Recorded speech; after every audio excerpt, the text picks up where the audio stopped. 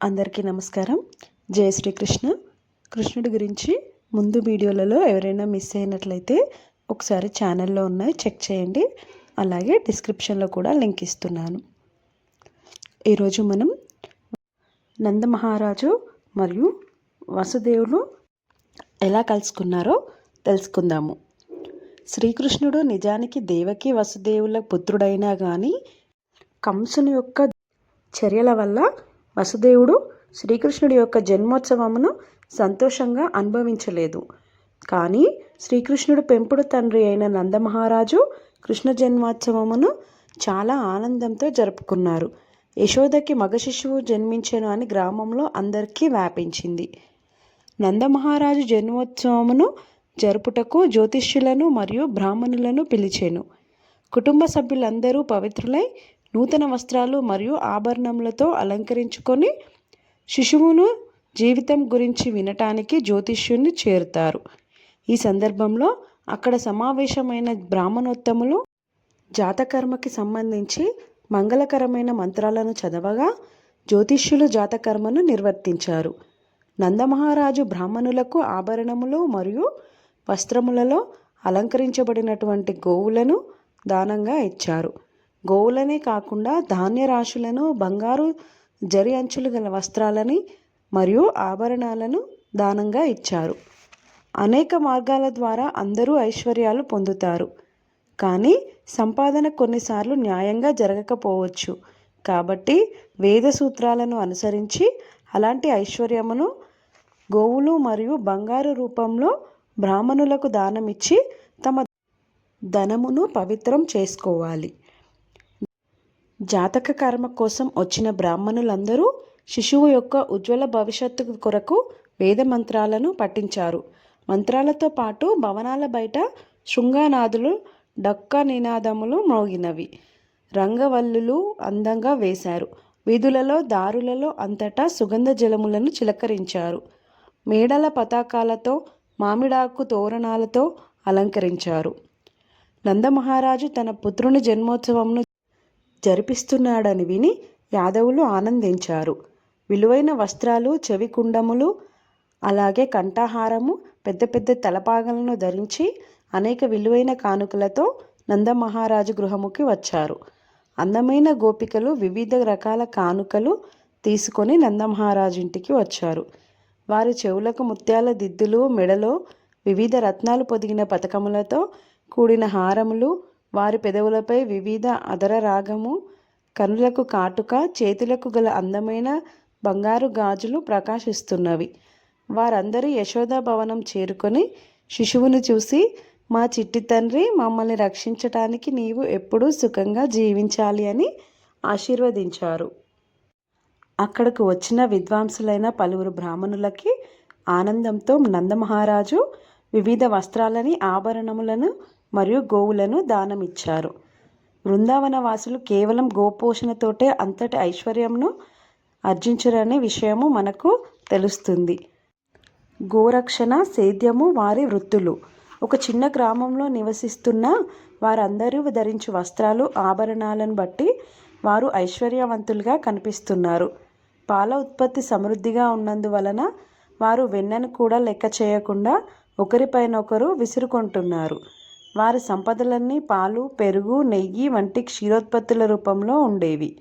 వారు తమ వ్యవసాయ ఉత్పత్తులను విక్రయించుట ద్వారా వచ్చిన ధనముతో వివిధ ఆభరణాలని, విలువైన దుస్తులను కలిగి ఐశ్వర్యవంతులుగా ఉన్నారు.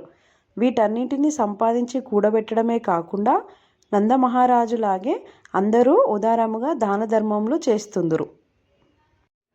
శ్రీకృష్ణుడు పెంపుడు తండ్రి అయిన నందమహారాజు అక్కడికి వచ్చి వారందరి కోరికలను తీర్చారు.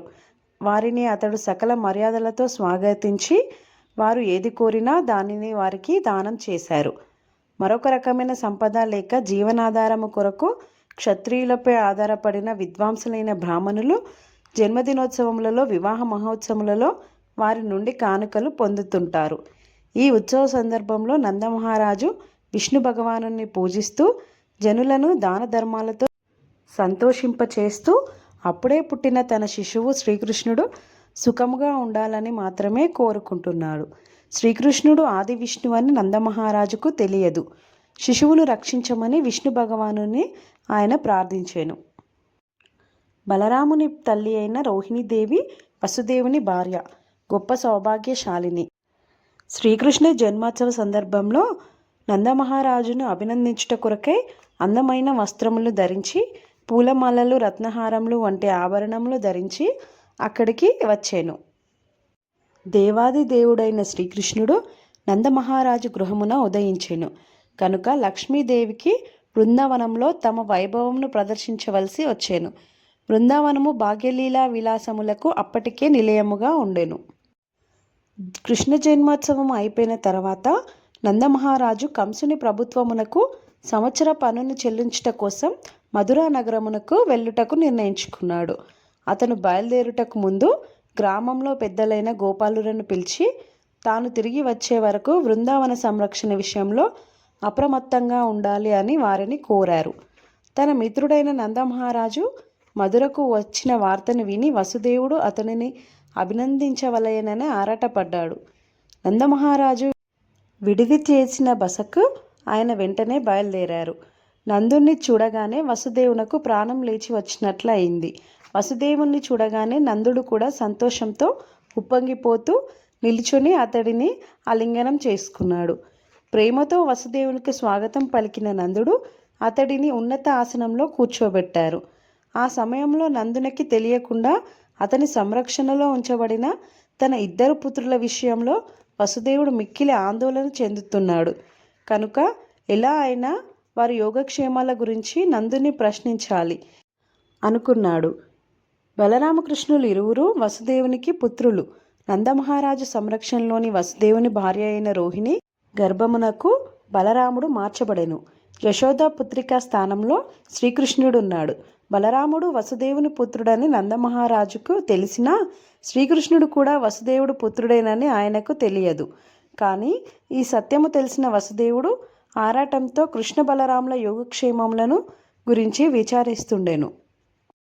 వసుదేవుడు నందునితో ఇట్లా అన్నారు: సోదరా, నీవు ఎంత వాంఛించినను వయస్సు పైబడినను ఇంతవరకు నీకు పుత్రులు కలగలేదు. ఇప్పుడు దైవానుగ్రహం చేత గొప్ప పుత్రుని పొందు అదృష్టము నిన్ను వరించింది. ఇది మిక్కిలి మంగళకరము. కంసుడు నన్ను చెరసాలలో బంధించెను. ఇప్పుడు నేను విడుదలయ్యాను. కాబట్టి నాకిది మరొక జన్మ.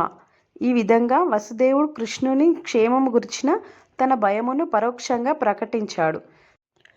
శ్రీకృష్ణుడు రహస్యంగా యశోదా పాన్పుకు చేర్చబడ్డాడు. నందుడు మిక్కిలి వైభవంగా కళ్యాణోత్సవమును జరిపించటం తర్వాత మదురైకి బయలుదేరాడు. వసుదేవుడు సంతోషించి ఇట్లా చెప్పాడు: ఇది నాకు నూతన జన్మ.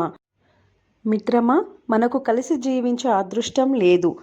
మనకు మన పరివారంలో బంధువులు, పుత్రులు, పుత్రికలు వంటి వారందరూ ఉన్నప్పటికీ విధివశాత్తు మనకు ఎడబాటు కలిగింది. దీనికి కారణము ప్రతి ఒక్కరు తమ భిన్నమైన కామ్యకర్మాలకు ఫలితంగా ఈ భూమిపై జన్మించుట. జీవులు ఒకప్పుడు కలుసుకొనెను, కలకాలము కలిసి జీవింతురని నమ్మకం లేదు. కామ్యకర్మలకు ఫలితంగా ఒకరు వివిధ రకాలుగా ప్రవర్తించినా విడిపోవుట తప్పదు. వసుదేవుని పలుకులలోని సారాంశం ఏమనగా, దేవకీదేవి గర్భంలో 8 మంది పుత్రులు జన్మించినా కూడా దురదృష్టవశాత్తు వారందరూ వధించబడ్డారు. ఒక్క పుత్రుడైన శ్రీకృష్ణుడు కూడా అతని వద్ద ఉంచుకోలేకపోయాడు. ఈ వియోగము వసుదేవుణ్ణి బాధిస్తుండెను. అయినా అతడు సత్యము పలుకు స్థితిలో లేడు. బృందావన యోగక్షేమములను గురించి దయచేసి తెలుపుము. నీకు పశువులు అనేకము కలవు, అవి క్షేమమా? వానికి గడ్డి మరియు నీరు తగినంత లభిస్తుందా? ఇప్పుడు నీవు నివసిస్తున్న ప్రాంతం కలతలు మరియు ఆందోళనలు లేకుండా ప్రశాంతంగా ఉన్నదా? దయచేసి తెలుపుము అని అతడు వివిధ రకాలుగా ప్రశ్నించెను. వసుదేవునకు శ్రీకృష్ణుడు భద్రత విషయంలో గల ఆరాటము చేత ఇట్లా ప్రశ్నించెను: కంసుడు తన అనుచరులైన రకరకాల రాక్షసులను పంపి శ్రీకృష్ణుని వధించుటకు ప్రయత్నిస్తున్నాడని అతనికి తెలుసు. కృష్ణ జన్మోత్సవము నుండి 10 రోజులలోపు జన్మించిన ప్రతి ఒక్క శిశువును వధించవలనని వారు ఇదివరకే నిశ్చయించుకొనిరి. శ్రీకృష్ణుడి విషయంలో వసుదేవుడు ఆందోళనను కలిగి ఉండుట చేత అతని నివాస ప్రదేశము గురించి ప్రశ్నలను అడిగాడు. బలరాముడు మరియు అతని తల్లి రోహిణి గురించి కూడా ప్రశ్నించాడు. వారిరువురుని నందమహారాజు సంరక్షణలో ఉంచాడు.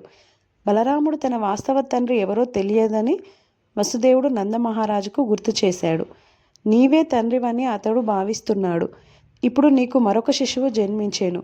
వారిరువురు విషయాలలో మరింత జాగ్రత్త అవసరమని భావిస్తున్నాను. దేవకికి జన్మించిన తన పుత్రులను తాను రక్షించుకోలేకపోయినందుకు వసుదేవుడు విచారంగా ఉండెను. కనుక అతడు ధర్మార్థ కామములను కోల్పోయానని భావించాడు. వసుదేవుడు పలుకులు విని నందమహారాజు ఇట్లు సమాధానమిచ్చాడు. మిత్రమా వసుదేవ, దేవకికి జన్మించిన నీ పుత్రులందరినీ క్రూరమైన కంసుడు వధించుట చేత నీవు ఎంతటి దుఃఖంను అనుభవిస్తున్నావో నేను గ్రహించగలను.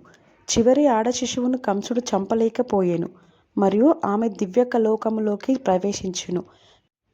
మిత్రమా, నీవు చింతించకు. మనందరము పూర్వజన్మ కర్మల చేత నియంత్రించబడుతున్నాము. పూర్వజన్మ కర్మలకు అందరూ వశులవుతుంటారు. కర్మ సిద్ధాంతము దాని ఫలములు ఎరిగినవాడు జ్ఞాని. అటువంటి జ్ఞాని సుఖదుఖ మూలములకు విచారించడు. వసుదేవుడు ఇట్లా సమాధానమిచ్చెను. మిత్రమా నంద, నీవు ప్రభుత్వ పన్ను చెల్లించినట్లయితే వెంటనే నీ నివాస ప్రాంతమునకు తిరిగి వెళ్ళుము. ఎందుకంటే అక్కడ గోకులంలో ఏదో ఉపద్రవము సంభవించబోతున్నట్లుగా నాకు అనిపిస్తున్నది. ఆప్యాయతతో వారిద్దరూ ఇట్లు సంభాషించుకొని తర్వాత వసుదేవుడు తన గృహమునకు తిరిగి వెళ్ళిపోయాను. నందమహారాజు మరియు ఆయన వెంట పన్నులు చెల్లించుట కొరకు మధుర వచ్చిన ఇతర గోపాలకులు కూడా బృందావనమునకు బయలుదేరారు. ఈ విధముగా నంద మహారాజు మరియు వసుదేవులు కలుసుకున్నారు. ఈ వీడియో కనుక మీకు నచ్చినట్లయితే లైక్ చేసి షేర్ చేసి ఛానల్ని సబ్స్క్రైబ్ చేసుకోండి. Thank you so much for watching.